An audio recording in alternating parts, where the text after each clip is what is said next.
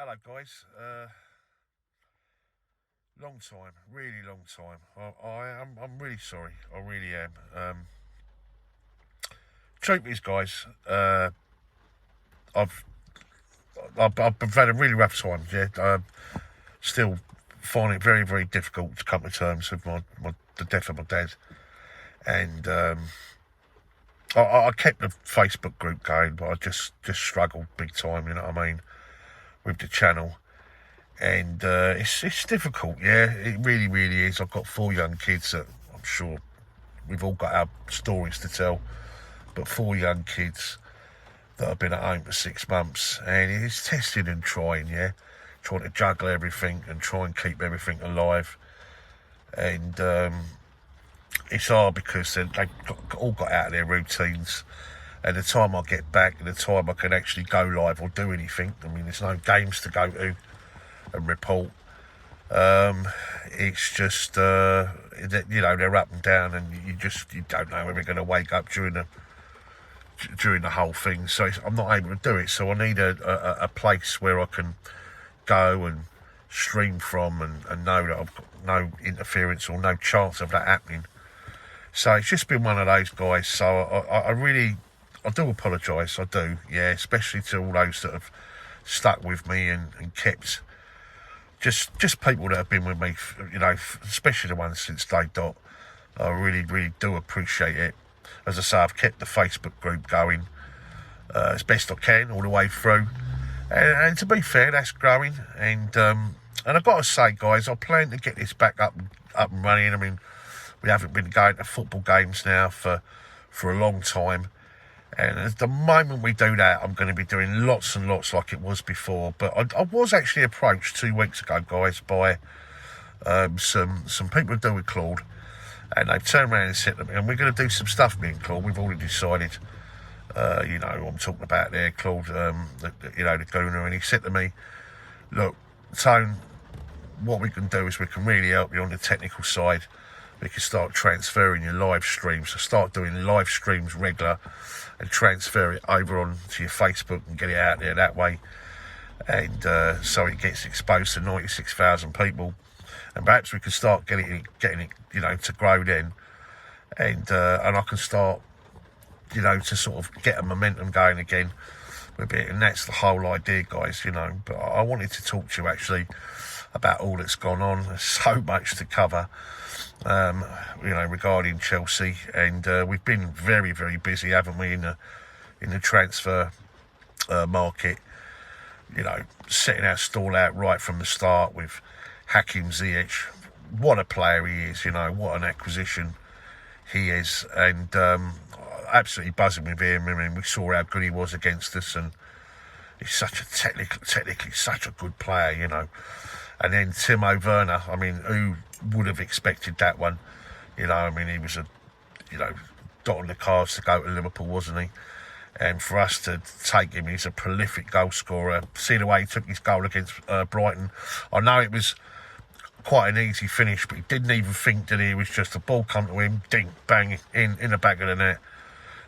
It's just an instinctive finisher, like, you know, and he can play and create himself different positions, you know, as we know. As a front striker, as a second striker, he can drift in from the left.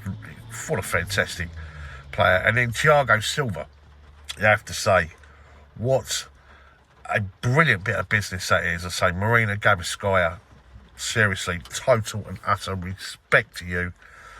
What a wonderful woman that is. I mean, the deals that she's been doing for us over the last couple of seasons has been, you know, short enough. Well, miracles, basically. I mean, all the add-ons, you know, that she's managed to get for players and loan payments and you know, and everything else.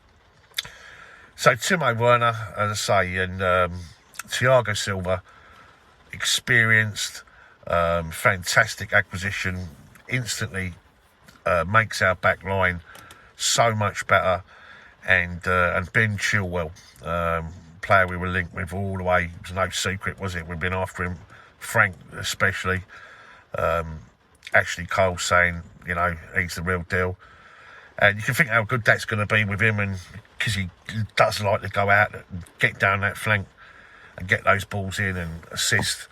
And you can imagine his combinations with Christian Pulisic, like, you know, just delicious, the thought process behind it. And then, of course, there's Kai Havertz, where I'm expecting, we know the medical's done, we're expecting that deal to be done in the next sort of 24, 48 hours, and we know what a player he is. I mean, they're saying he's better than Michael Ballack at the same stages, and that's good enough for me. I mean, he really does drive with the ball. Again, another player that's very versatile, quick, you know, with his feet, and he's got an eye for goal. Fan-bloody-tastic, really. I mean, you know, fantastic signings. And if you was actually to evaluate the squad, I mean, instantly these players elevate us onto another platform, another level altogether. I mean, our first team is instantly better. It's improved straight away, and indeed so is our squad. But if we was to look at it, obviously look at the goalkeepers. Willie signed for another year, great stuff. I love Willie Caballero. And Kepa's the big question mark. Well, look, he's not crap, right? Because, you know, you don't play for your national country, and especially Spain. And we don't pay 76 or whatever it was £1 million for a player that's rubbish. And the year before last season, he was decent, really, really decent. You know, and we all had, I don't think we really had a problem with him, to be fair. It was more last season where he was a little bit suspect, and I think that's sort of to do with confidence. He's a young lad, and he's had so many different variations in terms of the defence that plays in front of him, because Frank wasn't happy. He was trying different combinations and seeing what was going to work best, and he was entitled to. You know, this was a free pass for him last season, Frank, and he moved it. You know, if you think about it, we had Aspilicueta playing left and right, or swapping on his normal right-hand side with Reece James on the left. We had various combinations. I say it was either Aspi or Marcus Alonso, who's better as a wing-back, or if we play as a free. And then Emerson Palmieri. And then, of course, centrally, it was just chopping and changing. We had Tamori right in the beginnings, and Zuma and Christensen linking, and combinations between those three, and then Antonio Rudiger came back at the Wolves game, and then it was basically who was going to play with Rudiger. And they all made mistakes, let's be fair. I mean, right in the beginning, the zonal marking wasn't working, and I just think we all know there was that type of ball, set pieces, corners, we just weren't defending as a team. And I think the acquisitions of Ben Chilwell and Thiago Silva has made us instantly better, absolutely instantly better, and great bit of business, especially Thiago Silva. As I say, Marina Gavaskaya, I mean, we got him on a 2-year deal, but it's a 1+1, which basically means at the end of the year, if it hasn't worked out, we can let him go, you know. And it's brilliant, really, because if we send out, as I say, Tamori out on loan, he can gain a little bit of experience and then slot back in once his time's up, Thiago Silva. But listen, you can't turn a player like that with all of his experience. He's a good player, you know. He just played in the Champions League final for Paris, and just a great bit of business, really clever bit of business by Chelsea. And to get him for half the money that he was on at Paris, bloody test. I think it was 100 grand, I think he's come at, and I think he was on 210 grand at PSG. So well done, Marina Gavaskaya. Midfield, I mean, we're blessed, absolutely blessed. I mean, the question is, do we chip in with regards to or get rid of? Bearing in mind he's 29, and all right, he's had a couple of injuries last season, and we weren't used to that with N'Golo Kante. But we can get 80 million. That's the price we put on him. We know that Antonio Conte, who was the manager that brought him to the club, we know that he's interested in getting N'Golo, and who wouldn't, to be fair, as long as we don't sell him to a rival. And I'll get on to William in a minute. I can see us perhaps maybe, you know, cashing in our chips with regards to him, because we could certainly use that money perhaps elsewhere, and maybe, just maybe, you know, the Oblak situation for Kepa, it could possibly happen. I actually saw a list of the players we've allowed to go, including the Hazard money and the add-ons for Hazard money and the 53 back for Morata and the players that went out on loan, and the loan payments that Marina Gavaskai got for the players that were being loaned out. Brilliant. I think it worked out that it was £1 million we spent so far. So basically, all the players we brought in, which, as I say, you know, excellent acquisitions, it's cost us so far £1 million. So, just fantastic the way Chelsea have acted. I think, in fact, Chelsea have acted in such a class way all the way through this COVID-19 pandemic, especially with regards to loaning out the hotels. Roman, you've been an absolute legend, and you're being a legend again, and totally and utterly backing Frank. But as I say, so do we cash in, you know, with regards to Angolo? I don't know. It's you know, there's Declan Rice obviously out there still. We're still linked with, and I know we offered Michy Batshuayi, who of course would be surplus requirements, and possibly two. Although I do really like Ross Barkley, and he was starting to show how good he was, the player that was at Everton. You know, I've always liked Ross Barkley, and I was always winning him on as a player, and I just think, you know, he was really playing well, you know, especially before the lockdown, and of course, you know, obviously since football's restarted up again. But I think we offered them both, and so we have got players where we can sort of cash in and go again and improve again, because we have got such an abundance of incredible midfield talent, you know. And then, of course, there's Georginio. You know, I mean, do we sell both, keep one? You know, do we keep Georginio, maybe because of his age, let Angolo go, or do we, you know, we know that Georginio is linked possibly with a move to Roma, where obviously Pedro's gone, and respect to Pedro, by the way, massive respect to Pedro. So there's that, and then of course there's little Billy Gilmore, who's a superstar, an absolute superstar. We know how good young Billy is, and he's definitely going to be part of the fixtures and fittings. So we've got really good players in the central role, you know. Ruben Loftus-Cheek, as I say, you know, he's an absolute colossus. He just needs to run the games. You know, he can be absolutely superb. We know how good he can be. But he just needs, you know, as I say, confidence in games. That's all that Ruben needs. And then, of course, we got Mason Mount, who was just ever-present last season. Just a brilliant player. Always buzzing around, you know, good at free kicks. Just an infectious character. I love him to bits. And, you know, he'll get games next season, don't get me wrong. You know, even though there's talk about Kai Havertz, and he is a superb player, as I say. So we got such an abundance of talent, you know. And then, of course, we got the wide players, Christian Pulisic. As I say, that's delicious thinking about that Chilwell-Pulisic combo, or James or Aspie, and Hakim Ziyech. I mean, showing some nice touches against Brighton. And by the way, there was a lot of talk about, you know, the fact that we let them in right at death there with a penalty and a 1-1. We played mostly our third string players. There are a lot of youngsters on the pitch. It was all about fitness, not about the result. And what was really pleasing, obviously, is to see Timo Verna take his opportunity the way he did. And as I say, some nice touches there to see Hakim Ziyech on the pitch. And of course, on the opposite side, we've got Callum Hudson-Odoi. Just superb. Up front, we got Olivier Giroud, who's obviously signed another year. He's just solid as ever. And Tammy Abraham, and of course Timo Verna. And of course, player of the season, how can I forget Mateo Kovacic? What a absolute superstar he is. And a player that would probably make the first 11 if you was to put an 11 together, you know. A lot of talk, as I say, about Declan Rice. You know, do we go for that? Don't we? I don't think we're finished yet in the transfer window. I think we'll still do some business before the end.